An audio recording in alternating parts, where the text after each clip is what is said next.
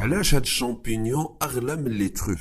اللي كنفكروا في شامبينيون غالي ديال لوكس كنفكروا في لا تروف، كيتسمى الجوهره السوداء ديال الطبخ. كيلو واحد ديال تروف نوار ديال بيريغور كيساوي ما بين 4000 درهم و 10000 درهم. عيب تلقى لي تروف في ليطا سوفاج، يعني في الطبيعه. نقدروا بطبيعه الحال نديروها كفلاحه، ولكن خصك تسنى 10 سنين باش يلا تخرج لك هاد لي تروف.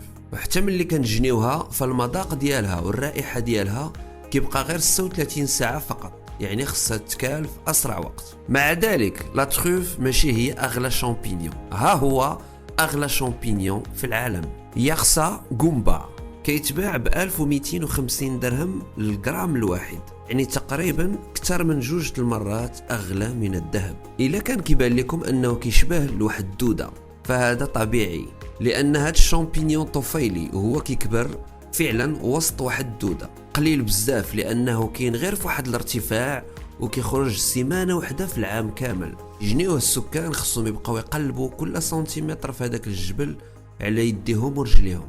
كثرة من الناس كيجنيوه فهو ولا مهدد بالانقراض، وحتى لي فيلاجوا سكان ديال الجبال اللي فين كاين هاد الشامبينيون ولاو كيتضاربوا بيناتهم.